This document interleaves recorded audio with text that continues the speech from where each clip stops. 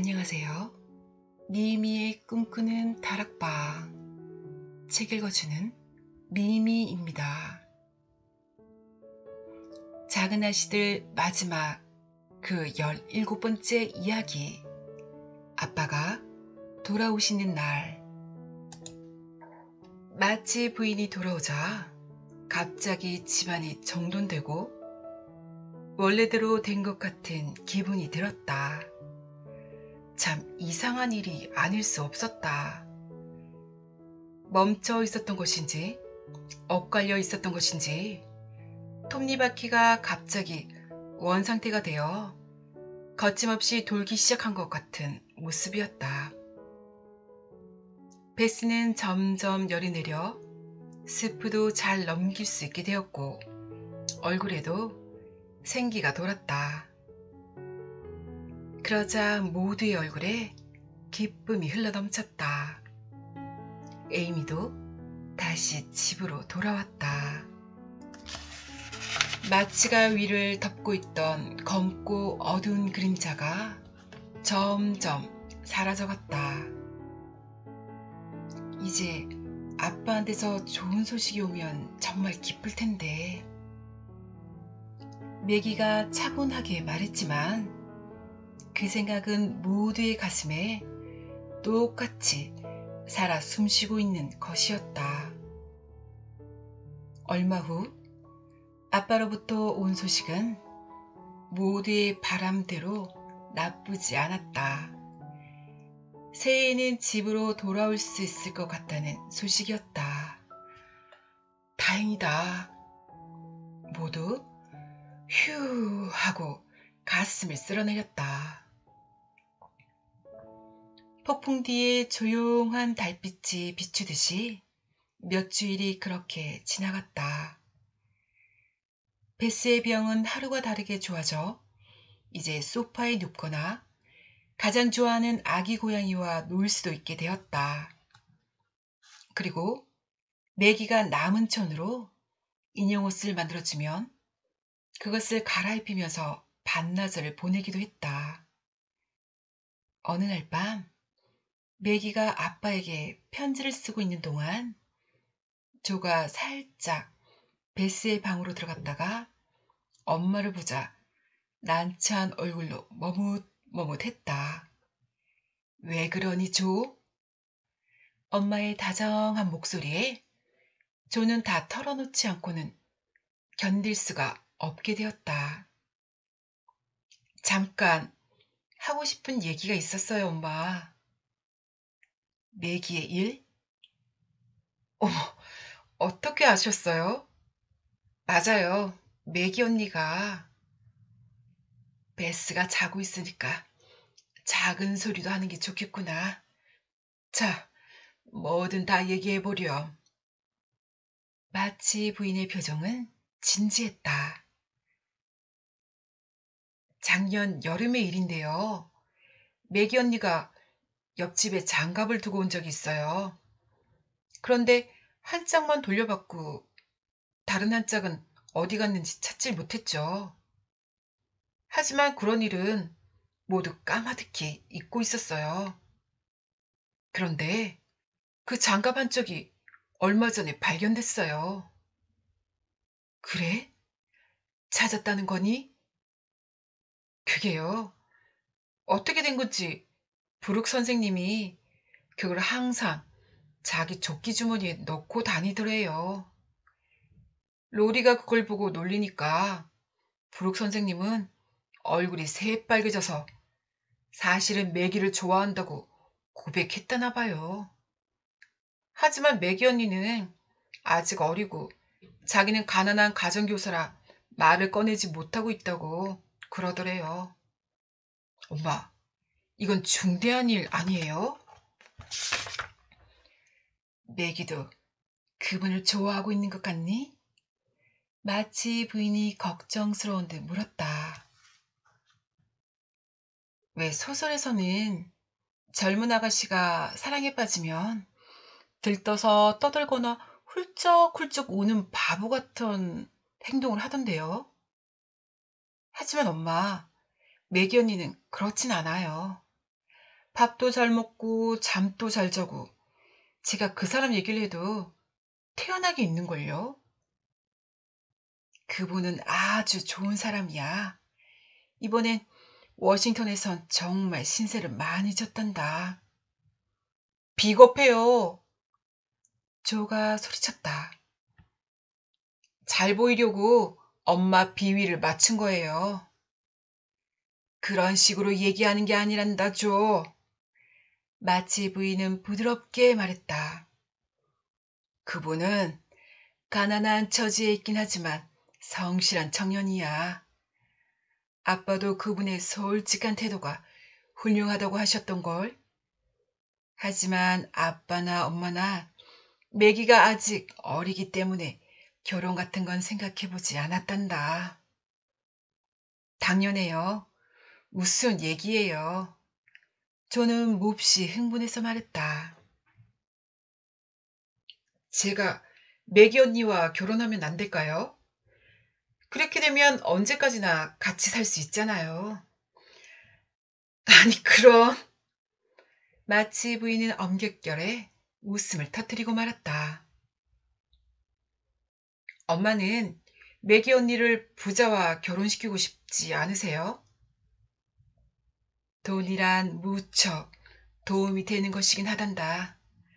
엄만 너희들에게 심한 고생은 시키고 싶지가 않단다.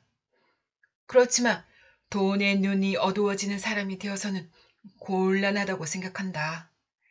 많은 재산과 화려한 지위와 명성, 그런 것을 구하라고 너희들에게 가르쳐지고 싶진 않구나. 엄마의 경험으로 보아 매일 식사에 특별히 부족한 것 없고 크진 않지만 자기 집에서 오손도손 평화롭게 사는 게 가장 큰 행복인 것 같구나. 그런 생활 속에 있으면 아주 사소한 일이라도 기쁨을 느낄 수 있게 되지. 아무리 재산이 많아도 불행한 사람이 얼마든지 있으니까. 조는 한참 동안 말없이 있다가 무슨 비밀이라도 털어놓는 듯이 말했다. 엄마, 전 매기 언니하고 로리가 결혼하면 무척 좋을 거라고 생각해요. 그럼 일생 동안 화려하게 살 수 있잖아요. 언니는 재산이 많아도 나쁜 일이 일어나진 않을 거예요. 그렇지만 로리는 매기보다 어리잖니. 그런 건 상관없어요. 엄마의 말에 조가 가로막듯이 말했다. 로리는 키도 크고 태도도 점잖아 나이도 많아 보여요. 조는 로리를 떠올리며 큰 소리로 말했다. 조, 이런 일은 함부로 꿈꾸는 게 아니란다. 무엇보다도 본인의 의사가 가장 중요한 거야. 그런 일을 지나치게 생각해서 우정이 깨지는 건 곤란하잖니. 네, 알겠어요. 꽃봉오리는 꽃송이가 되고 아기 고양이는 어미 고양이가 되는 게 자연의 이치이니 뭐 어쩔 수가 없죠.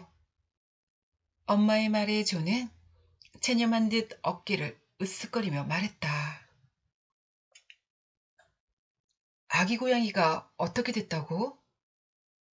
다 쓴 편지를 들고 매기가 들어오며 물었다. 언제나 내가 하는 시시한 소리야. 난 이제 자러 가야겠어. 조는 일부러 무뚝뚝하게 말했다. 마치 부인은 매기가 내미는 편지를 받아보곤 편지를 건네주면서 말했다. 깨끗하게 썼구나. 여기 마지막에 엄마가 부룩 씨에게 안부를 전한다고 덧붙여 써다오. 크리스마스가 가까워졌다. 이맘때가 되면 여러 가지 기발한 계획이 쏟아져 나오기 시작한다. 크리스마스를 즐겁게 보내기 위해 조가 앞장서서 이것저것 아이디어를 짜냈지만 그것은 도저히 실행에 옮길 수 없는 것들이 대부분이어서 가족들을 웃게 했다. 겨울치고는 드물게 포근한 날씨가 계속되더니 멋진 크리스마스가 되었다. 그날 마치가에 아주 행복한 일이 일어났다. 새해에는 집으로 돌아오시게 될지도 모른다는 아빠의 편지가 도착한 것이다. 모두들 환호성을 지르며 크리스마스를 맞이했다. 베스도 크리스마스란 소리를 듣고 더 기운이 나 있었다. 오늘 아침엔 엄마로부터 선물 받은 포근한 모직 실내복을 입고 창가에 서서 정원을 바라볼 정도였다. 눈사람이다! 베스가 요즘 들어 처음으로 큰 소리로 소리쳤다. 뜻밖에도 정원 저편에 커다란 눈사람이 서 있었던 것이다. 그것은 밤사이에 조와 로리가 만들어 놓은 것으로 머리에 가시나무관을 쓰고 한 손에는 꽃과 과일을 담은 바구니를, 다른 한 손에는 둥글게만 악보를 들고 어깨에는 무지개같이 고운 쇼를 걸치고 있었다. 그 모습을 보고 베스가 얼마나 웃었는지. 베스는 로렌스 할아버지가 주신 맛있는 포도를 먹으면서 만족스러운 표정을 지어 보였다. 난 정말 행복해. 이제 아빠만 돌아오시면 그야말로 이 이상의 행복의 빛은 들어오지 못할 정도야. 나도 그래. 조는 전부터 무척 갖고 싶었던 신간 소설책을 넣은 주머니를 두드리며 말했다. 나도 그래. 에이미도 지지 않고 엄마로부터 받은 파나 액자를 지그시 바라보았다. 물론 나도야. 매기도 한몫 거들었다. 로렌스 할아버지에게 받은 비단옷의 주름을 만지작거리며 엄마도 이쪽으로 오세요. 마치 부인도 읽고 있던 남편의 편지에서 눈을 떼고 아이들이 가슴에 다뤄준 브로치에 손을 갖다 댔다. 이렇게 엄마와 딸들이 즐겁게 서로 이야기를 하고 있을 때 로리가 거실 문을 열고 살짝 고개를 내밀었다. 조가 빨리 알아채고는 로리를 향해 소리쳤다. 로리, 들어와. 로리는 뭔가 가슴 설레는 일이 있는지 기쁨을 참을 수 없는 듯한 목소리로 말했다. 마치가의 모든 사람에게 또 하나의 크리스마스 선물입니다. 그 말이 끝나기가 무섭게 모자를 깊이 눌러 쓴 키 큰 사람이 다른 키 큰 사람의 부축을 바르며 나타났다. 모두를 약속이다 한 듯이 일제히 소리쳤다. 아빠다! 어머, 아빠! 언제? 아빠, 부룩 선생님이다! 모두 우르르 두 사람 곁으로 달려갔다. 너무도 뜻밖이라 한동안은 말을 잇지 못했다. 꿈이 아닐까? 멀리 워싱턴의 병원에 계시리라고 생각했던 아빠가 느닷없이 불쑥 눈앞에 나타났으므로 모두가 놀라는 것도 무리는 아니었다. 에이미는 의자에 발이 걸려 넘어졌지만 그래도 아빠의 장화를 끌어안고 엉엉 울었다. 매기는 쓰러질 듯이 부룩 선생님에게 안겼다. 마치 부인은 갑자기 제정신이 들었는지 쉿! 조용히 베스가 있잖니. 하고 주의를 주고 조금이라도 소동을 가라앉히려고 애썼다. 하지만 베스는 이미 침대를 빠져나와 몸이 아픈 것도 있고 어느새 아빠의 품에 안겼다. 아빠는 갑자기 돌아와 모두를 놀라게 해주려고 했던 것이다. 새해가 되면 오려고 생각하고 있었는데 날씨가 너무 좋아서 의사 선생님께 의논을 드렸지. 한시라도 빨리 집에 돌아가고 싶다고. 그랬더니 의사 선생님께서 돌아가도 좋다고 하셨어. 하지만 부룩 씨가 친절히 보살펴 주지 않았더라면 나 혼자서는 도저히 돌아올 수 없었을 거야. 고맙습니다, 부룩 씨. 마치 부인은 정중하게 부룩 선생님에게 감사의 말을 했다. 아닙니다. 로렌스 할아버지께서 제 사정을 살펴주셨기 때문이죠 뭐. 부룩 선생님은 자기가 신세지고 있는 로렌스 할아버지에게로 공을 돌렸다. 여행을 하시느라 곧 쉬는 편이 좋을 것 같군요. 그렇게 말하고 부룩 선생님은 로리를 데리고 서둘러 집으로 돌아갔다. 베스는 아빠와 나란히 안락의자에 앉아 병이 나서 아팠지만 모두가 잘 돌봐주었던 얘기를 기쁜 듯이 했다.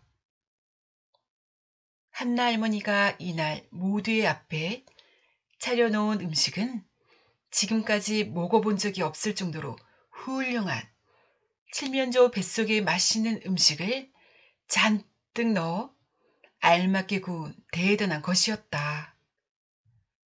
포도를 넣은 빵도 젤리도 스프도 모두 최고급으로 입에 넣기만 해도 스르르 녹아버릴 것 같았다. 요리 솜씨가 대단하다고 칭찬을 받자 한나 할머니는 만족한 듯이 웃어 보였다. 이번 식사에는 로렌스 할아버지와 로리가 초대되었다. 그리고 부룩 선생님도. 모두를 무사한 것을 서로 기뻐하면서 축배를 들고 이야기꽃을 피웠다. 놀러 가자는 계획도 나왔지만 소녀들이 아빠 곁을 떠나고 싶어 하지 않았기 때문에 손님들은 그 기분을 알아채고 조금 일찍 집으로 돌아갔다. 그날 밤 마치가 사람들은 난로를 둘러싸고 앉아 시간 가는 줄도 모르고 이야기에 열중하였다. 바로 1년 전 우린 쓸쓸한 크리스마스라고 불평을 했지. 기억나? 갑자기 이야기 도중에 조가 말했다. 지금 생각해보면 슬픈 일도 많았지만 결국은 좋은 한 해를 새로 맞이하게 됐잖아. 정말 힘든 한 해였어. 웃으면서 매기가 말하자 에이미도 깊이 생각한 듯한 표정으로 조용히 중얼거렸다. 힘들었던 해가 끝나게 되어서 기뻐. 아빠도 돌아오셨고. 미소를 가득 머금은 얼굴로 베스가 아빠를 바라보며 말하자 아빠도 빙긋 웃으면서 소녀들을 바라보았다. 아빤 너희들에게서 여러 가지 면을 발견했단다. 어머, 어떤 건데요? 여기 한 사람. 아빠는 옆에 있는 매기를 손으로 가리켰다. 나는 이 손이 희고 아주 고왔던 것을 기억하고 있단다. 하지만 아빤 일을 해서 거칠어진 지금의 손이 훨씬 더 귀한 것이라고 생각한다. 틀림없이 가정의 행복을 가져다 주는 손이 될 거야. 조언이는 어때요? 베스가 아빠의 귓전에 대고 말했다. 구두끈도 단정히 매고 휘파람도 불지 않고 거친 말도 쓰지 않지. 내 착한 딸이 머리카락을 팔아 만든 25달러의 돈은 아빠에게 있어서는 100만 달러보다도 더 고맙고 소중한 거란다. 조는 그 말을 듣자 눈물이 핑 돌며 눈시울이 뜨거워졌다. 그럼 이번엔 베스 언니예요. 그렇게 말하는 에이미는 빨리 자기 차례가 오기를 바라며 조바심을 냈다. 아빠는 하마터면 이 딸을 잃어버릴 뻔했던 일들을 생각했다. 베스, 언제까지나 건강하게 자라다오. 그러고 나서 발밑에 앉아있는 에이미의 금발을 쓰다듬으며 말했다.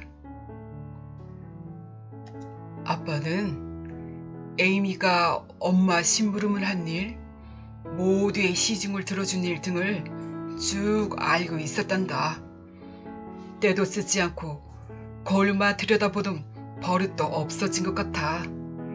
이만하면 우리 막둥이 에이미도 훌륭한 자랑거리가 된 거야. 크리스마스 밤은 천천히 깊어갔다. 높고 높은 밤하늘에는 이 가족을 축복하는 듯이 반짝반짝 별이 빛나고 있었다.